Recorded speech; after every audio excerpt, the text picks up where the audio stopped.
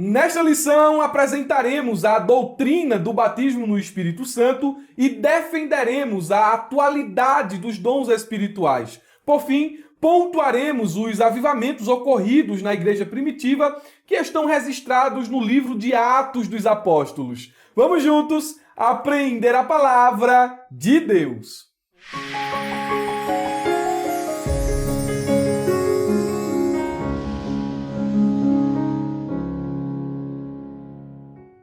Queridos irmãos, quero cumprimentá-los com a paz do Senhor Jesus. Sou o presbítero e professor Murilo Alencar e estamos dando início a mais uma pré-aula da Escola Bíblica Dominical, onde comentaremos a revista de adultos publicada pela CPAD. Hoje, o alvo de nosso estudo é a lição de número 5, datada do dia 29 de janeiro de 2023, cujo título é O Avivamento na Vida da Igreja. Já faremos a exposição dos pontos mais importantes da lição. No entanto, antes quero me dirigir a você, aluno da ferramenta EBD, e revelar a alegria do meu coração em tê-lo aqui conosco na plataforma da ferramenta. Estude direitinho, faça uso de todo o material exclusivo que semanalmente postamos especialmente para você aqui na plataforma da ferramenta. Os irmãos que posteriormente nos assistirão por meio do YouTube, não passe por esse vídeo sem se inscrever em nosso canal, caso ainda não seja inscrito. Ative o sininho para receber todas as notificações, sobretudo o material gratuito que postamos aqui no YouTube. Interaja conosco aí nos comentários, deixa logo o like no início do vídeo e, mais importante que isso, conheça a plataforma da ferramenta EBD. Nela, o superintendente, o dirigente, o professor, o adjunto, o secretário da escola dominical encontram tudo o que precisam em um só lugar. E o link está na descrição deste vídeo, aqui embaixo. Você vai clicar nesse linkzinho azul aí embaixo, vai conhecer o tanto de recurso que a ferramenta EBD oferece aos seus assinantes. Vamos à nossa lição. O texto áureo nos diz assim: E todos foram cheios do Espírito Santo e começaram a falar em outras línguas, conforme o Espírito Santo lhes concedia que falassem. Atos capítulo de número 2, versículo 4. Para comparar o nosso texto áureo, eu trouxe aqui mais uma versão e ela é a NVT, onde o texto está registrado da seguinte maneira: Todos foram cheios do Espírito Santo e começaram a falar em outras línguas. O enchimento e depois o sinal a outras línguas. Eles falaram conforme o Espírito os habilitava. As línguas não eram aprendidas, eram concedidas pelo Espírito de Deus. A paráfrase NTLH lança luz sobre essa passagem quando registra o seguinte: Todos ficaram cheios do Espírito Santo e começaram a falar em outras línguas, de acordo com o poder que o Espírito dava a cada pessoa. As línguas não nasceram na vontade humana, mas elas foram distribuídas conforme o querer e o poder do Espírito Santo. Eu separei dentro da verdade prática pelo menos 5 princípios pentecostais que emanam do nosso texto áureo e de seu contexto imediato, versículo 1 ao versículo de número 6. Preste atenção em cada princípio aqui, porque ele é extraído a partir de um pedaço do texto bíblico registrado nessa passagem de Atos capítulo de número 2. Primeiro princípio: o Pentecoste bíblico é marcado pela imprevisibilidade. De repente, veio do céu. Nada foi ensaiado ou criado pelo homem. Havia uma imprevisibilidade, não era irracionalidade, era imprevisibilidade. E esse é o primeiro princípio do Pentecoste em Atos 2. Segundo princípio: o Pentecoste bíblico é marcado pela verticalidade. Aqui a gente tem aqui o horizonte, a questão horizontal e a questão vertical. Então, por que é que o Pentecoste bíblico ele é marcado pela verticalidade? O texto diz: veio de onde? Veio do céu. O Pentecoste bíblico ocorre de cima para baixo, do céu para a terra, de Deus até os homens, e não mudou, continua sendo assim. Em terceiro lugar, temos aqui mais um princípio: o Pentecoste bíblico possui uma voz. Veio do céu um som. Não é barulho no sentido pejorativo, mas é um som específico de origem divina. Em quarto lugar, o Pentecoste bíblico produz fogo e não fumaça.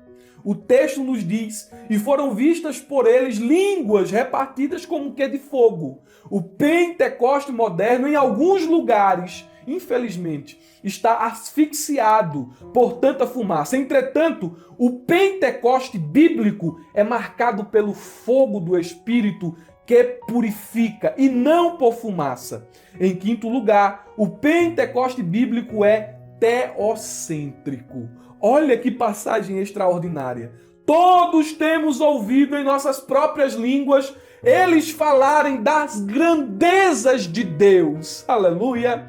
Aleluia! A mensagem era, senão outra, falar a respeito dele, de quem ele é e do que ele faz. Os discípulos falavam das grandezas de Deus e não dos feitos humanos. E esses 5 princípios, eles são basilares quando o assunto é Pentecoste. E eu falo aqui Pentecoste na expressão cristã do termo e não judaica. Nós abraçamos o evento de Pentecoste, o derramar do Espírito, e cremos que esse derramar continua na atualidade. Deus concede o seu Espírito nos dias atuais à sua igreja. A verdade prática nos diz o seguinte: ao longo dos anos, a igreja experimenta avivamentos por meio do batismo no Espírito Santo e da atualidade dos dons espirituais. Eu quero chamar a sua atenção para a nossa verdade prática. No primeiro tópico, nós vamos discorrer em detalhes sobre o batismo no Espírito Santo. No entanto, eu quero que aqui, nesse ponto da lição, você, professor, grife essa palavra atualidade. Os dons espirituais são atuais. Eles não cessaram. A doutrina dos dons espirituais é bíblica e é para a igreja de hoje, sim. Aí a pergunta pode surgir: irmão Murilo, o que são os dons espirituais? Porque quando falamos de dons espirituais, nós encaixamos ali os dons do Espírito, que são os dons apresentados em 1 Coríntios, nós encaixamos os dons assistenciais, aqueles que estão listados em Romanos, e os dons ministeriais que aparecem na carta de Paulo aos Efésios. Mas me permita trazer uma definição aqui em termos mais gerais do que seriam os dons espirituais. Veja a primeira definição: eles são capacitações especiais e sobrenaturais concedidas pelo Espírito de Deus ao crente para o serviço especial na execução dos propósitos divinos por meio da igreja. É uma primeira definição do que são os dons espirituais. Em segundo lugar, eu trago aqui uma definição do pastor Ezequiel Soares, e ele diz que os dons espirituais são meios pelos quais o Espírito equipa os membros do corpo de Cristo para realizar o que não seria possível por meios humanos. É uma capacitação que vem de cima, não é uma habilidade aprendida, é uma habilidade dada pelo Espírito. Uma terceira definição é a do pastor Eurico Bergstein, e ele diz o seguinte: os dons espirituais são meios pelos quais o Espírito revela o poder e a sabedoria de Deus através de instrumentos humanos que os recebem e bem usam. Então é o poder de Deus revelado através do homem. O Baker, uma quarta definição, ele diz que dom espiritual é uma manifestação do Espírito que capacita a pessoa a atender às necessidades do corpo de Cristo, a igreja. Então, os dons são concedidos com uma finalidade: servir a noiva. Glória a Deus. Os dons não são usados em benefício próprio. Os dons são concedidos para edificação, para abençoar a igreja de Cristo.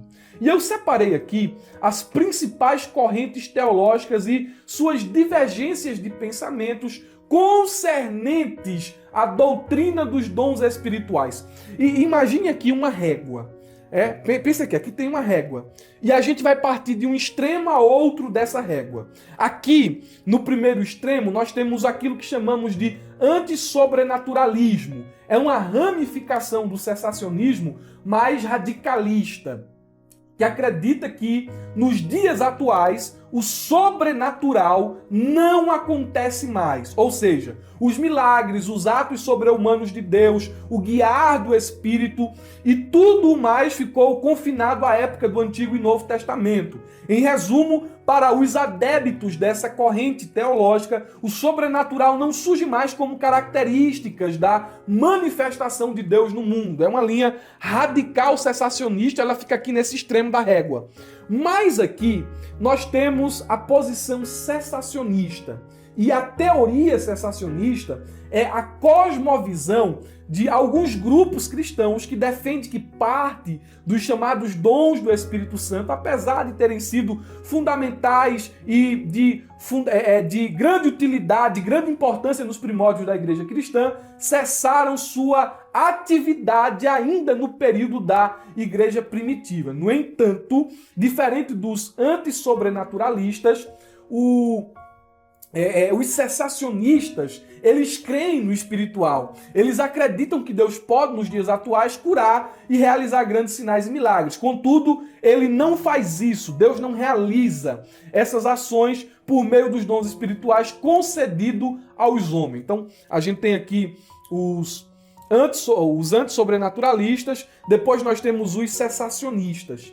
E mais para o meio da régua, nós temos o devanescentismo. É um termo novo e eu vi um cessacionista explicando esse termo aqui. Achei interessante trazer para os irmãos. Quem são os devanescentistas? São aqueles que não acreditam que os dons cessaram, mas acreditam que os dons devaneceram. Isto é, que eles diminuíram. Ainda que os dons se manifestem hoje, dizem eles, não ocorrem mais como acontecia na era apostólica. O devanescentismo é um cessacionismo parcial. E por que eu não creio aqui no devanescentismo? Que os dons devaneceram? Porque eles olham para a igreja primitiva e dizem assim, tá vendo? A igreja de hoje não experimenta mais isso. A igreja de hoje não é mais assim. Olha a pungência das manifestações espirituais, como Deus curava, como Deus efetuava milagre, como Deus realizava maravilhas. E isso não acontece mais hoje com essa intensidade. Por esse motivo, eu não creio assim que... Eu creio ainda nos dons espirituais, mas creio que eles devaneceram. Não creio nessa posição, porque essa posição ignora que o período narrado no livro de Atos soma-se mais ou menos 29 anos. São mais ou menos ali 29 anos de atividade da igreja. Pegue os últimos 29 anos da igreja no Brasil e faça um levantamento de quantos milagres, de quantas curas, de quantas ações sobrenaturais de Deus não aconteceram. E você vai ter muitos milagres registrados.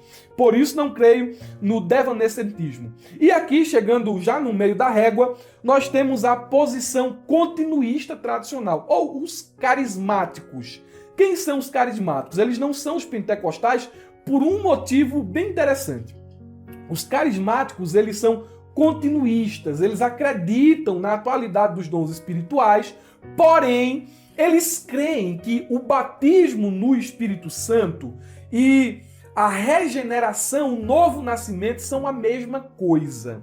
Então, o carismático, um exemplo de um carismático, o Hernandes Dias Lopes, ele é um pregador carismático. Ele acredita na atualidade dos dons espirituais. No entanto, ele crê que o batismo no Espírito Santo e o novo nascimento são a mesma coisa. Partindo aqui mais para frente dessa régua, nós temos aqui o antissobrenaturalismo, nós temos o cessacionista, nós temos o devanescentista, nós temos o carismático e nós temos agora o pentecostal, que é a nossa confissão de fé. O pentecostal clássico crê na atualidade dos dons espirituais, porém, diferente do carismático, ele acredita que o batismo no Espírito Santo não é a mesma coisa que a regeneração.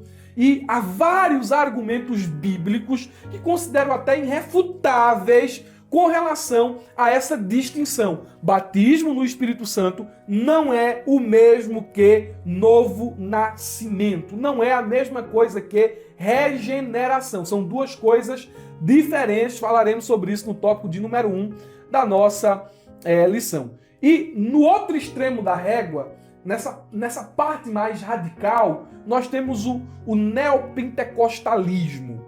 Os neopentecostais se distanciaram tanto do pentecostalismo que já não podem ser tratados como tais. Então, o neopentecostal e o pentecostal não são a mesma coisa. E por que não são a mesma coisa?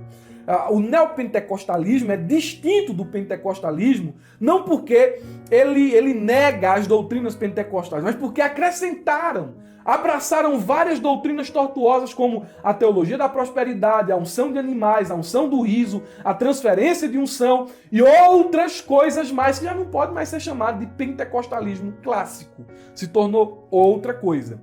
Então nós temos aqui essa régua com essas posições teológicas e nós somos de confissão pentecostal. Alfinetando um pouquinho o cessacionismo, eu quero ainda dizer que na Bíblia está escrito que os dons espirituais são atuais.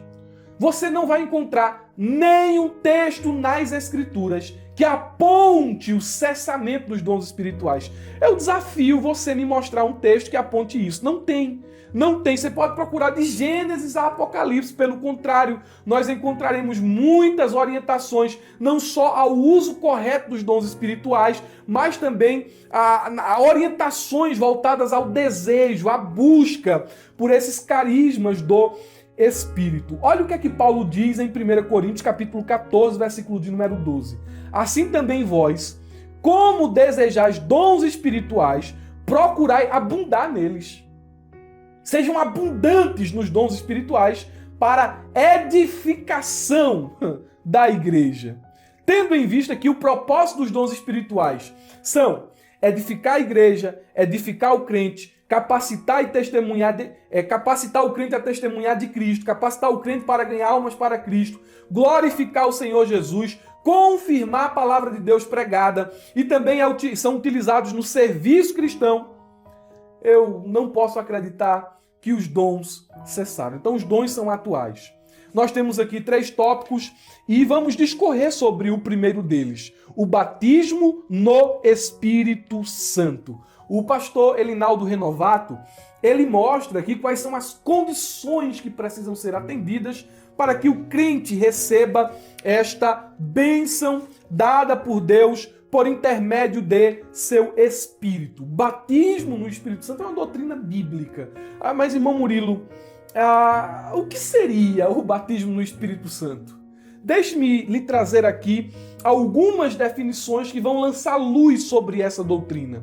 Primeira definição: o batismo no Espírito Santo é a externalização de uma experiência reconhecível, audível e visível, sendo uma experiência subsequente.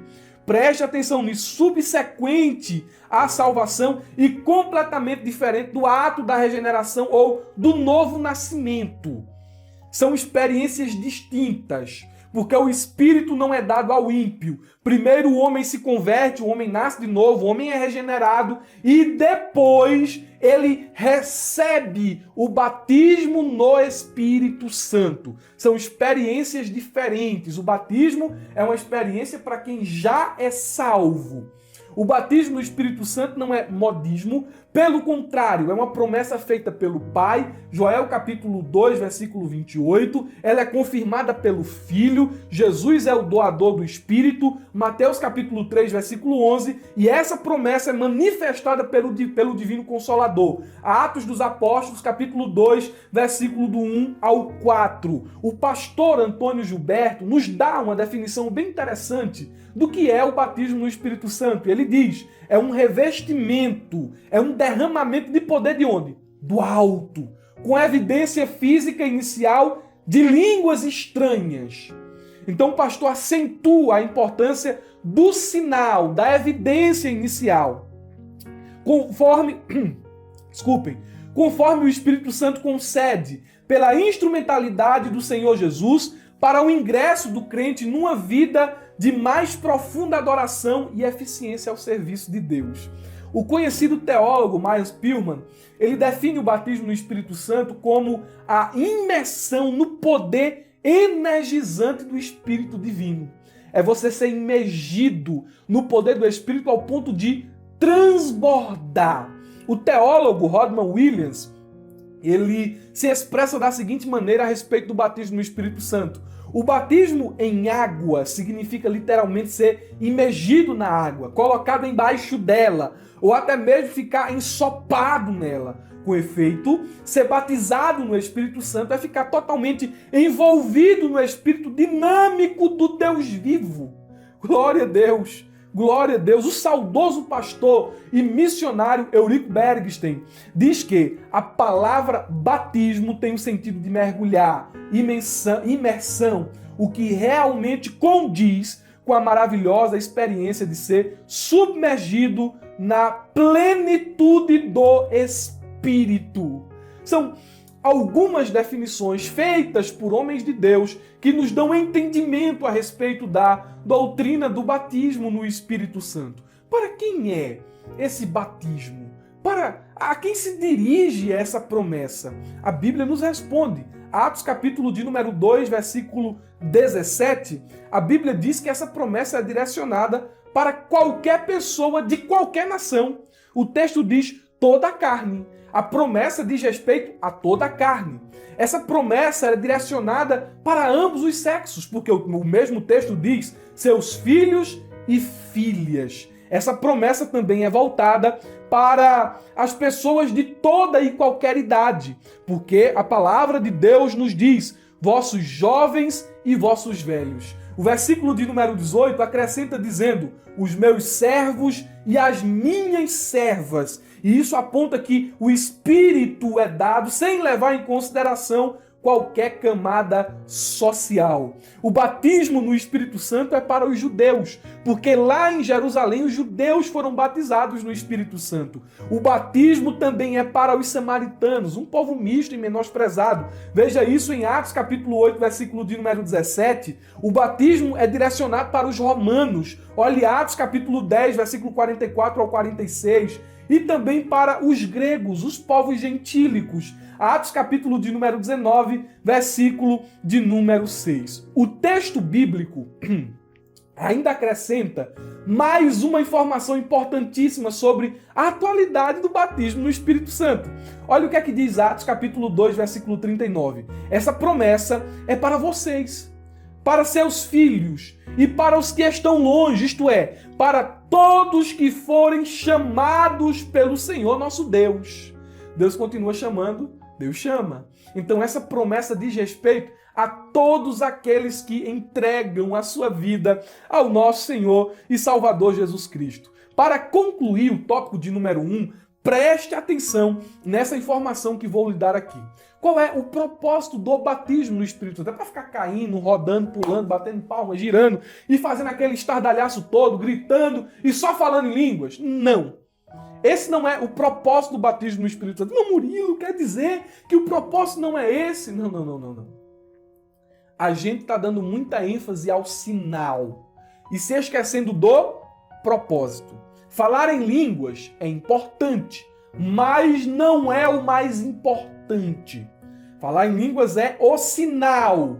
E nós temos um propósito para esse revestimento de poder dado pelo Espírito Santo. Qual é o propósito? Você já deve ter em mente aí o texto que vou citar. Atos capítulo de número 1, versículo 8 nos diz assim: vocês receberão poder quando o Espírito descer sobre vocês e serão minhas testemunhas em toda parte, em Jerusalém, em toda a Judéia, em Samaria e até os confins da terra. Isso aqui é o propósito do batismo no Espírito Santo. Você não recebe o revestimento para ficar só falando língua estranha, para ficar batendo palma, para ficar pulando, para cair. Você não recebe batismo no Espírito Santo para isso, não. As línguas são a evidência de que você foi cheio. Agora, o propósito é cumprido quando você sai na campanha, quando você evangeliza, quando você prega com ousadia, quando você visita os irmãos, quando você anuncia Jesus por onde você passa. Então, filho, se você recebeu o poder e tá aí parado dentro de casa ou calado, ou só é aquele irmão do manto que roda e não faz nada além disso, você está vivendo só um sinal. Você está vivendo só no raso. Você não está vivendo o propósito. Você recebeu o propósito, você recebeu o batismo para ser testemunha de Jesus. Glória a Deus. O poder capacitador do Espírito é concedido para que o crente possa ser testemunha de Jesus, proclamando com autoridade e ousadia o Evangelho até os confins da terra.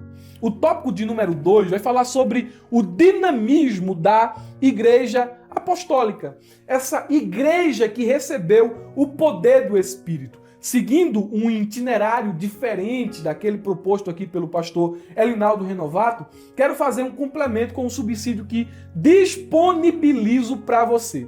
E esse complemento se dá em alguns pontos aqui que quero destacar. E o primeiro deles é o avivamento em Jerusalém. Eles receberam poder. Atos capítulo de número 2, versículo 1 ao 4. No entanto, veja os resultados desse enchimento. Atos 2, 42 ao 47 nos diz: todos se dedicavam de coração ao ensino dos apóstolos. Foram cheios, começaram a amar a palavra, começaram a viver de acordo com a palavra. Aí a Bíblia prossegue dizendo assim, a comunhão, ao partir do pão e a oração, havia em todos eles um profundo temor, e os apóstolos realizavam muitos sinais e maravilhas. Os que criam se reuniam num só lugar e compartilhavam de tudo que possuíam. Vendiam propriedades e bens e repartiam dinheiro com os necessitados. Adoravam juntos no templo diariamente. Adoravam aonde, irmão? Juntos no templo, diariamente. Reuniam-se nos lares para comer e partiam pão com grande alegria e generosidade, sempre louvando a Deus e desfrutando a simpatia de todo o povo. E cada dia o Senhor lhes acrescentava aqueles que iam sendo salvos. O texto aqui supracitado revela que a igreja ela desfrutava desse avivamento. E há aqui algumas expressões visíveis desse despertamento, amor à palavra, desejo de orar, comunhão, unidade e alegria. Eram marcas da igreja avivada de Jerusalém. Mas o avivamento se espalhou. Chegou também em Samaria. Olha o que é que o texto nos diz. Atos capítulo 8, versículo 2, depois do 5 ao 8, diz o seguinte: uma grande onda de perseguição começou naquele dia e varreu toda a igreja de Jerusalém. Todos eles, com exceção dos apóstolos, foram dispersos pelas regiões da Judéia e de Samaria. Filipe foi para a cidade de Samaria e ali falou ao povo sobre Cristo. Quando as multidões ouviram sua mensagem e viram os sinais que ele realizava, deram total atenção às suas palavras. Muitos espíritos impuros eram expulsos e aos gritos deixavam suas vítimas. E muitos paralíticos e aleijados eram curados. Por isso, houve grande alegria naquela cidade. O avivamento chegou em Samaria. A perseguição espalhou as brasas vivas que estavam em Jerusalém. E uma delas era o diácono Felipe. Um diácono avivado, cheio do poder de Deus. Trouxe um grande avivamento para Samaria, e a Bíblia vai fazer nota que ali houve muitas conversões. Esse avivamento não parou em Samaria e chegou até em Antioquia da Síria. Olha o que o texto nos diz, Atos capítulo 11, versículo 19 ao 21. Enquanto isso, os discípulos que haviam sido dispersos na perseguição depois da morte de Estevão chegaram até a Fenícia, Chipre e Antioquia da Síria. Pregaram, as brasas estavam acesas. E onde elas passavam, elas iam ateando fogo. Pregaram a palavra, mas somente aos judeus. Contudo, alguns dos discípulos que foram de Chipre e Cirene até Antioquia começaram a anunciar aos gentios as boas novas a respeito do Senhor Jesus. A mão do Senhor estava com eles e muitos desses gentios creram e se converteram no Senhor. Olha o resultado do avivamento, da pregação da palavra, do proclamado evangelho. Atos capítulo 13, versículo 1 ao 3 diz: na igreja de Antioquia havia profetas e mestres. Manifestação dos dons ministeriais e assistenciais eram vistas aqui nessa igreja. Simeão, chamado Níger, Lúcio de Cirene, Manaém, que fora criado com Herodes, o tetrarca, e Saulo. Enquanto adoravam ao Senhor e jejuavam, olha o culto da igreja de Antioquia. Adoração, jejum, oração, e é um local onde o Espírito Santo fala. A Bíblia diz o seguinte: O Espírito falou: separem-me Barnabé e Saulo para a obra a que eu os tenho chamado. Assim, depois de jejuar e orar, impuseram-lhe as mãos e os enviaram.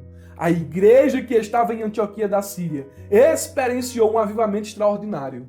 E esse avivamento fez dessa igreja uma igreja missionária e promotora de missões. Foi a base de Paulo para as suas viagens missionárias. Igreja avivada é como a igreja de Antioquia. Promove missões, respira missões. O avivamento não parou em Antioquia. E isso chegou até a cidade de Éfeso.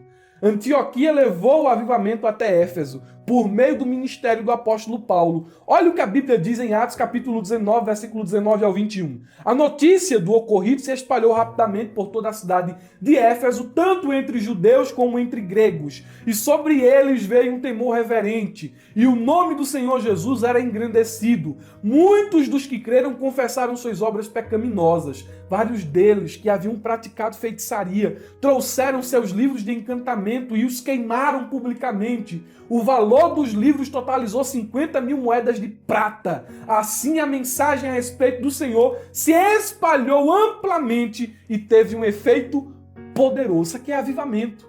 A história de Éfeso sendo transformada por meio do avivamento que ali chegou. Glória a Deus. Glória a Deus. A igreja primitiva era uma igreja dinâmica, não era uma igreja estática que se confinava a quatro paredes. Uma igreja avivada é uma igreja que vai em busca dos perdidos. É uma igreja que amplia as suas tendas. É uma igreja que os irmãos evangelizam. Os irmãos pregam a respeito de Jesus. Os irmãos compartilham sua fé. Os irmãos adoram a Deus entusiasticamente. Os irmãos vivem em santidade. A igreja primitiva tinha essas marcas, porque elas foram imergidas, porque ela foi imergida no poder do Espírito. O tópico de número 3 fala sobre um ministério ungido para os dias atuais. Como nós necessitamos de poder para cumprir a nossa responsabilidade nestes últimos dias. O pastor Elinaldo Renovato, ele pontua que um ministério ungido é aquele que ensina sobre o poder sobrenatural de Deus,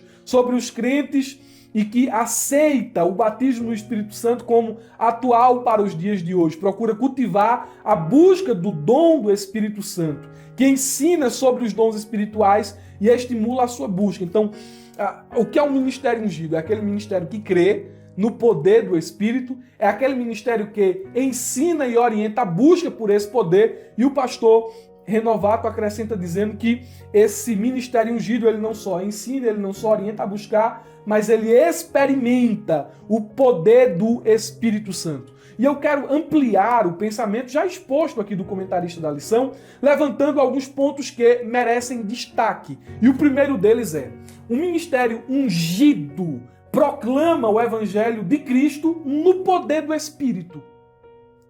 Olha o que Paulo diz em 1 Coríntios, capítulo 2, versículo 4 e 5. Minha mensagem e minha pregação não consistiram de palavras persuasivas de sabedoria, mas consistiram de demonstração do poder do Espírito, para que a fé a que vocês têm não se baseasse na sabedoria humana, mas no poder de Deus. Não é método, não é técnica. O método e a técnica são importantes, mas a pregação não consiste nisso. A pregação consiste no poder do Espírito. A técnica, o método, vai ajudar o pregador a levar a palavra mais palatável até o ouvido, vai tornar o pregador mais entendível, mas quem leva do ouvido até o coração é o Espírito, e a gente deve ser dependente do início ao fim do poder do Espírito no ministério da pregação. Em segundo lugar, um ministério ungido não prega outro evangelho além do que já foi revelado. Olha o que a Bíblia diz, Gálatas capítulo 1, versículo 9. Como já dissemos, agora repito, se alguém lhes anuncia um evangelho diferente daquele que já receberam, que seja amaldiçoado. Não é pregar outro evangelho, tem que pregar aquele que já foi revelado, aquele concedido pelo Espírito. Olha o que Paulo diz aos Coríntios, capítulo 2, versículo de número 2. Pois decidi que enquanto estivesse com vocês, me esqueceria de tudo, exceto de Cristo Jesus, aquele que foi crucificado. O evangelho ele não pode ser diluído com as tendências contemporâneas, com as filosofias e com a cultura mundana. O grande problema é que muitos pregadores trocaram a espada pelo canivete. Trocaram o poder da revelação de Deus pela revelagem de seus corações. A palavra inspirada pela palavra inventada. E quem tem um ministério ungido não faz isso. Não muda o itinerário do sermão para se autopromover. Entendeu? Ele prega a palavra de Deus. Um ministério ungido é o resultado de andar com Deus. Estamos ampliando o pensamento do autor. E eu estou afirmando aqui com todas as letras, o ministério ungido é o resultado de andar com Deus. Olha o que diz Marcos capítulo 16, versículo 20. Os discípulos foram a toda parte, anunciaram a mensagem e o Senhor cooperava com eles. Por que eles tinham resultado? Por que eles tiveram um ministério avivado? Porque o Senhor estava andando com eles. O Senhor estava com eles. E o texto assim, confirmando-a com muitos sinais. Eles pregavam Jesus e dava poder para a mensagem ser confirmada. Então, o ministério ungido é aquele ministério onde o pregador e Jesus andam juntos. Aleluia, aleluia. Em quarto lugar, um ministério ungido é o resultado de uma vida devocional. Separei vários textos que mostram a importância da vida devocional. O primeiro deles, 1 Coríntios 10 e 31. Portanto, quer vocês comam, quer bebam, quer façam qualquer outra coisa, façam para a glória de Deus. João capítulo 4, versículo 23. No entanto, está chegando a hora, e de fato já chegou, em que os verdadeiros adoradores adorarão o Pai em espírito e em verdade. São estes adoradores que o Pai procura. Vida devocional, adoração em espírito e em verdade. 1 Tessalonicenses 5,17, orai sem cessar. Vida devocional. Gálatas 2 e 20. Fui crucificado com Cristo. Assim já não sou eu quem vive, mas Cristo vive em mim. Portanto, vivo neste corpo terreno pela fé no Filho de Deus, que me amou e se entregou por mim. Vida devocional. Separei mais um texto aqui, esse não poderia faltar. Salmo de número 1, verso 2. O seu prazer está na lei do Senhor, e na sua lei medita de dia e de noite. Quer ter um ministério ungido? Ande com Deus. Tenha uma vida devocional, como algo habitual, como algo diário. Glória a Deus. Glória a Deus. Meus irmãos, eu vou concluir a lição por aqui, porém, os alunos da ferramenta EBD irão saborear um artigo que postei aqui depois da conclusão. Você está me assistindo pelo YouTube, não vai receber esse material. Mas os alunos da ferramenta EBD receberão um breve resumo, aqui nesse subsídio mesmo que estou utilizando, um breve resumo que fala sobre a história do pentecostalismo. Então, esse resumo ele é extraído do livro 2000 anos de cristianismo carismático do Dr. Ed Wright. Tá aqui o resumo, não sei se a câmera vai focar. Então você vai pegar essas informações aí, faça bom uso delas, aprenda e chegue em classe preparado para ministrar a lição. Desejo a você um ótimo final de semana, uma ótima aula da Escola Bíblica Dominical e não se esqueça, abra a jaula.